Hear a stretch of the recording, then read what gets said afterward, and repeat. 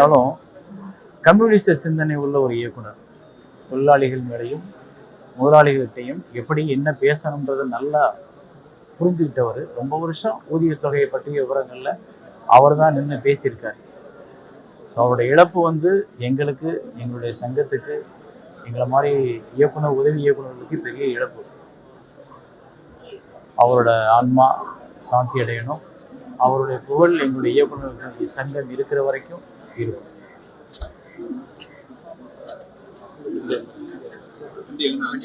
ரொம்ப வருத்தமா இருக்கு. பாக்யராஜ் சார்ட்ட நான் ஒர்க் பண்ணிட்டு இருந்துட்டு அங்கேருந்து வெளியில் போனதுக்கு அப்புறமேல வி சேகர் டைரக்டர் ஒர்க் பண்ண வந்தார். எனக்கு என்னன்னா, டைரக்டர் ஆகிறத விட பாக்யராஜ் சார்ட்ட யார் அந்த அசோசியேட் டைரக்டர் யார் இருக்காங்க அப்படிங்கிறது மேலே தான் எனக்கு ஒரு பயங்கர பொறாமை இருந்த ஒரு நேரம். அப்போ தான் வி சேகர் உள்ள நுழைஞ்சு அவர் ஒரு ஸ்டூடெண்ட் மாதிரியே இருக்க மாட்டார், ஸ்கூல் வாத்தியார் மாதிரி இருப்பார். அது அரசியல் ஆகட்டும், சினிமாவாகட்டும், எதுவாக இருந்தாலும் ஒரு பயங்கர தெளிந்த ஞானம். அப்புறம் அவரும் பெரியாரும் காந்தி மண்டபத்தில் பேசிட்டே இருந்த மாதிரி தான் நம்மகிட்ட பேசுவார். பெரியார் என்ன சொன்னாருங்கிறத ஏதோ படித்து நம்மகிட்ட சொல்கிற மாதிரி சொல்ல மாட்டார். அவர் தனிப்பட்ட முறையில் பெரியாருக்கு ஃபோன் பண்ணி சொன்ன மாதிரி தான் நம்மகிட்ட அந்த தகவல்களை சொல்வார். அந்த மாதிரி ஒரு பயங்கர நாலேஜு. அவருடைய படங்கள் எல்லாமே ரொம்ப தனித்துவமாக இருக்கும், ஃபேமிலியோட பார்க்குற மாதிரி. என்னுடைய படங்களுக்கும் அவருடைய படங்களுக்கும் நாங்கள் 2 பேரும் கலந்து உட்காந்து பேசும்போது அப்படியே அதுக்கு ஒரு பயங்கர கான்ட்ராஸ்ட். நான் பண்ணுற படங்களுக்கும் அவர் பண்ணுற படங்களுக்கும். பட் எங்களுக்குள்ள ஒரு நல்ல நட்பு. நான் நிறைய பேசுவேனே தவிர அவரை சந்திக்கும் போதெல்லாம் நான் ரொம்ப குறைவாக பேசுவேன். அவர் நிறைய பேசுவார். அவரை பேச வச்சு பார்த்துட்டு இருப்போம். இந்த செய்தி ரொம்ப கஷ்டமாக இருக்கு. அவருடைய குடும்பத்துக்கு என்னுடைய ஆழ்ந்த அனுதாபம். ஆரம்பிச்சு வச்சதுன்னு சொன்னோம். நான் சினிமா 26 வருஷம் ஆச்சு. கே பார்த்திபன் ப்ரொடியூசர் அவர் தான். வி சேகர் சார் எனக்கு அறிமுகப்படுத்தி வச்சு அவர் ஆஃபீஸில் விரும்பாக்கத்தில் போய் செலெக்ஷன் ஆகி, அது வெறும் நடிகனாக மட்டும் இல்லாமல் ஃபேமிலி ஒரு ஆளாக எனக்கு ஒரு அங்கீகாரம் கொடுத்துருந்தாங்க. இன்றைக்கி என்னுடைய குருநாதர் இன்னைக்கு மறைவு செய்தியை கேட்டதுமே உடஞ்சி போச்சு. எல்லாரும் ஒரு நாள் போக தான் போகிறோம். அது அந்த இறப்பு அந்த குடும்பத்துக்கு ஆறுதலை தரணும். எங்களுக்கு இப்படிப்பட்ட ஒரு இயக்குனர் குடும்பங்கள் பார்க்கக்கூடிய ஒரு நல்ல விஷயங்களாகவே இயக்கக்கூடிய ஒரு நல்ல மனிதர். அவர் நிறைய இயக்குநர்கள்ட்ட அதுக்கப்புறம் ஒர்க் பண்ணி வி சேகர் சார் மாதிரி ஒரு மனம் படைத்த ஒரு நல்ல மனிதரை பார்க்க முடியாது. எல்லாரையும் அவ்வளோ அழகாக பார்த்துக்குவாங்க. அது அந்த குடும்ப படத்தில் எப்படி ஒரு குடும்பமாக இருக்குமோ அப்படி தான் அவருடைய வாழ்க்கையும் இருந்திருக்கு. எனக்கு அம்மா எனக்கு பல நாள் சாப்பாடு போட்டிருக்காங்க. மலரக்கா, பிரசாத் அண்ணன், இது குடும்பம் பார்த்தியண்ண குடும்பமும் இதுவும் எனக்கு ரொம்பவே நெருக்கமான ஒன்று. நான் வியாபாரம் பண்ண காலங்களில் எனக்கு இங்கே எங்கள் வீட்டுக்கு பொருள் கொடுத்து நான் அவருக்கு கொடுத்து சாப்பாடு வச்சதெல்லாம் எனக்கு இன்னும் ஞாபகம் இருக்குது. இப்போ கூட இடையில ஒரு வாட்டி சந்திக்கும் போது என்னடா பண்ணிகிட்ருக்க, என்ன போயிட்டுருக்கு அப்படின்லாம் கேட்டுட்டு நான் சொன்னேன், தொடர்ந்து பண்ணிட்டுருக்கேன், உங்களுடைய ஆசீர்வாதம் வாங்கிட்டு போனேன். இழப்பு செய்யாது.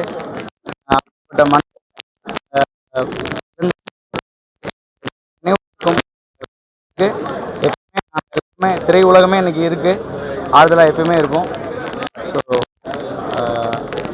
உங்களுடைய ஆறுதலையும் வருத்தத்தையும் தெரிவிக்கிறேன்.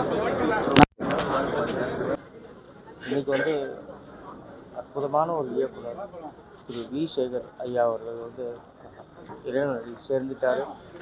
அவரோட படைப்புகள் எல்லாமே குடும்ப படைப்புகள், குடும்ப பாங்கான படங்கள் தான் அவர் பண்ணது. அவர் பண்ண முதல் படம் நீங்களும் ஹீரோ தான் ஒரு படம். அதுதான் அவரோட ஃபர்ஸ்ட் படம். அந்த படத்தில் எனக்கு ஒரு அற்புதமான ஒரு கேரக்டர் கொடுத்தாரு. ஒரு ரசிகர் மன்றத்தில் ஒருத்தர்ன்ற மாதிரி ஒரு நல்ல கேரக்டர் கொடுத்தாரு. அந்த படம் இப்பவும் நல்லபடியாக நிறைய பேருக்கு ரொம்ப பிடிச்ச படம் அது. அதே மாதிரி அவர் எடுத்த கொண்டாட்டி சொன்னா கேட்டுக்கணும், விரலுக்கேற்ற வீக்கம், அதாவது திருவள்ளுவர் எழுதின ஒவ்வொரு திருக்குறளுக்கு ஏற்ற மாதிரி அவர் படம் பண்ணுற ஒரு நல்ல ஒரு இயக்குனர். அவரை மாதிரி ஒரு பொறுமைசாலி யாருமே கிடையாது. எல்லாரும் டென்ஷன் ஆவாங்க, டென்ஷனே ஆக மாட்டார். ரொம்ப மென்மையான இயக்குனர். சத்தம் கூட போட்டு யாரையும் திட்ட மாட்டார். யாராவது சரியாக நடிக்கலனா கூட அப்படி இல்லைப்பான்னு சொல்லி தான் சொல்லுவார். அந்த மாதிரி ஒரு நல்ல ஒரு இயக்குனரை இப்போ நம்ம திரையுலகம் வந்து இழந்திருக்கு. அவரோட பையன் கார்ல் மார்க்ஸ் வந்து அவர் ஹீரோவாக ஒரு படம் பண்ணியிருக்காரு. அதில் ஆர்டிஓ நடிச்சிருக்காங்க. ஸோ அவர் பையன் வந்து பெரிய ஹீரோவாக வரணும்னு அவருக்கு ஆசை. கண்டிப்பாக அவரோட பிளெஸிங்ஸில் அந்த தம்பி வந்து ஹீரோவாக வரும். அவரோட ஆன்மா சாந்தி அடைய கடவுளை நாங்கள் வேண்டிக்கிறோம். வணக்கம். வி சேகர் சார் வந்து அவரை வந்து பாக்யராஜ் சாரோட அசோசியேட்டாக அவர் இருக்கிறதுலேருந்தே எனக்கு தெரியும். ரத்தத்தின் ரத்தமேன்னு ஒரு படம் பாக்யராஜ் சாரோட நான் நடித்தேன். அந்த படத்தில் வந்து இவரை வந்து அசோசியேட் டைரக்டராக இருந்தார். ஸோ என்னை ஷாட்டுக்கு தூக்கிட்டு போகிறது வர்றது அது எல்லாமே அவர் தான் பண்ணுவார். அப்போருந்தே எனக்கு தெரியும். அவரோட படங்கள் நிறைய படங்கள் சின்ன வயசில் நடிச்சிருக்கேன். அவரோட கடைசி படம் வந்து சரவண பொய்கையில் அப்படின்னு ஒரு படம் எடுத்தார். அதுதான் அவரோட கடைசி படம். அதுதான் வந்து விவேக் சாருக்கும் கடைசி படம். ஸோ அந்த படம் வந்து நடிக்கும்போது அவர் ரொம்ப நல்ல டைரக்டர்னு எப்படி சொல்கிறேன்னா, சமுதாயத்தில் அப்போ என்ன நடக்குதோ அதை வந்து கதையாக எடுப்பார். அந்த ஒவ்வொரு குடும்பத்துக்குள்ளேயும் எப்படி நடந்துக்கணும் அப்படின்றதுல ஒவ்வொரு உறவுகளுக்கும் வந்து முக்கியத்துவம் கொடுத்து எடுக்கிற ஒரு டைரக்டரு. ஸோ அப்படி ஒரு டைரக்டர் திருவள்ளுவரோட திருக்குறளை ஒவ்வொன்றையும் வந்து படமாக எடுத்து சமுதாயத்துக்கு வந்து ஒரு சீர்திருத்தம் பண்ணுறதுல வந்து ஒரு ரொம்ப நல்ல டைரக்டர். அவரால் பல குடும்பங்கள் ஒத்துமையாக வாழ்ந்திருக்குன்னு சொல்லலாம். அந்த மாதிரி ஒரு டைரக்டரை வந்து தமிழ் சினிமா இழந்தது வந்து மிகப்பெரிய ஒரு இழப்பு. அண்ட் டைரக்டர்ஸ்லேயே ரொம்ப ரொம்ப யூனிக்கான ஒரு டைரக்டர். அவரோட வே ஆஃப் ஸ்டைலிங் வந்து படம் மேக்கிங்கே வந்து வேற மாதிரி இருக்கும். ஏன்னா எல்லாரும் டைலாக்லாம் எழுதி எடுத்துகிட்டு வந்து பண்ணுவாங்க. பட் இவர் வந்து நீ அந்த கேரக்டராக வாழ்ந்தா என்ன டைலாக் பேசுவேன்னு கேட்பாரு நம்மகிட்ட. ஸோ அந்த மாதிரி ஒரு டைரக்டர். அவர் வந்து அவர் ஆத்மா சாந்தி அடையணும். அவருக்கு அந்த படம் ரிலீஸ் ஆகலைன்றது மிகப்பெரிய ஒரு கவலையாக இருந்தது. ஸோ அவரோட பையன் கார்ல் மார்க்ஸ் தான் அந்த படத்தில் நடிச்சிருந்தார். படம் வேலை முடிஞ்சிடுச்சு, டப்பிங் முடிஞ்சிடுச்சு, எல்லாம் முடிஞ்சிடுச்சு. பட் இன்னும் படம் வர முடியல. ஸோ வந்து கடவுள் புண்ணியத்தில் அவருக்கு அவங்க ஃபேமிலிக்கும் வந்து அவரோட இழப்பு வந்து தாங்கிக்கிற அளவு சக்தி வேணும்.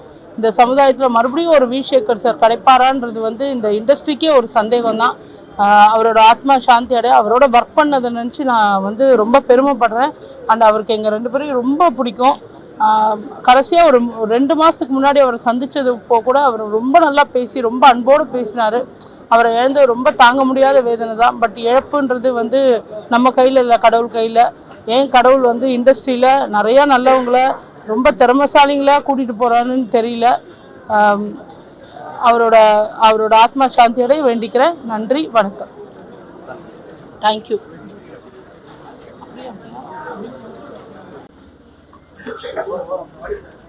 சொல்லாமா? ஓகேம்மா.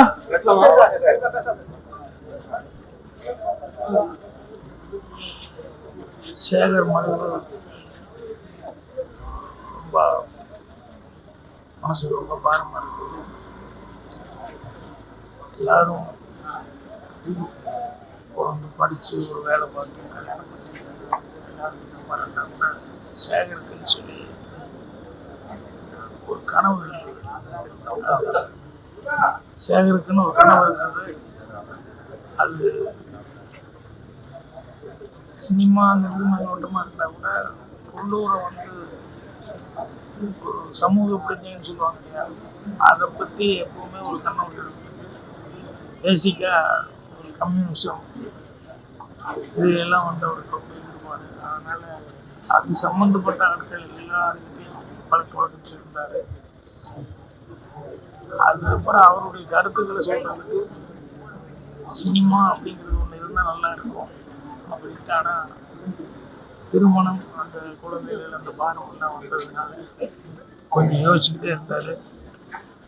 என்கிட்ட பழக வாய்ப்பு வந்தப்போ இதெல்லாம் தெரிஞ்சுக்கும் போது அவர்கிட்ட இருக்கிற திறமை எனக்கு தெரிஞ்சுது.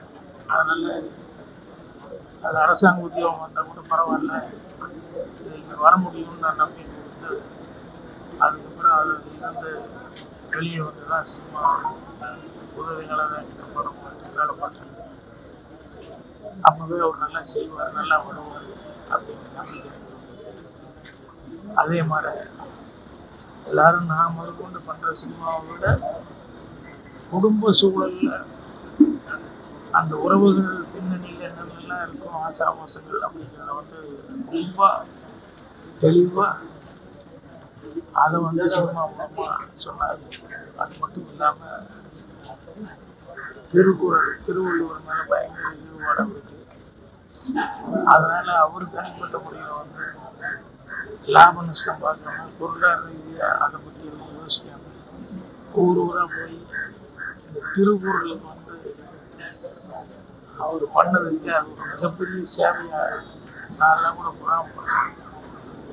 இந்த அளவுக்கு வந்து அதை படிச்சுக்கிட்டு இத்தனை பேருக்கு போய் சேர்ற அளவுக்கு ஒரு பெரிய காரியம்னு சொல்லிட்டு ஸோ அவரோட மாதிரி அவருடைய சினிமா கனவு வச்சு திருப்பூரில் பற்றி இலக்கியத்தை பற்றி எல்லாம் வந்து அது சம்மந்தப்பட்ட ஆட்களோட நல்லா குட்டி படத்தை பார்த்து எல்லாமே பண்ணி சாதனை பண்ணார். எல்லாத்துக்கும் ஒரு சூழ்நிலை அவருக்கு வந்துருச்சு. இவ்வளோ சீக்கிரமாக அவர் வந்து தன்னுடைய பயணத்தை முடிச்சுடுவார் நான் எதிர்பார்க்கிறேன். ஸோ எல்லாரும் மாதிரி எனக்கும் மனசுக்கு ரொம்ப வருத்தமாக இருக்கு. சேகர் கொஞ்சம் நாள் அங்கிட்டு இருந்தால் கூட சேகர் என்கிட்ட வேலை பார்த்தது எனக்கு ரொம்ப பெருமையான ஒரு சம்பளம் ஏற்படுத்தி அவங்க குடும்பத்தில் இருக்கிற அவங்க பொண்ணு பையன் துணைவியார் இன்னும் மாமனாருக்கெல்லாம் எனக்கு ரொம்ப கஷ்டம். ஏன்னா அவங்கெல்லாம் வந்து எந்த அளவுக்கு அவங்க ஒருத்தர் பாசமாக இருந்தாங்க அப்படிங்கிறது ஆரம்ப காலத்துலேருந்து நான் பார்த்துட்டு இருக்கேன். ஸோ நண்பர்கள் மேலே அவர் பெரியமாக இருந்தார். ஸோ எல்லாருக்கும் என்னுடைய ஆறுதலை வந்து நான் தெரிவிச்சுக்கிறேன். அவருடைய ஆத்மா சாந்தி சொல்லி ஆண்டவனை நான் வந்து பிரார்த்தனை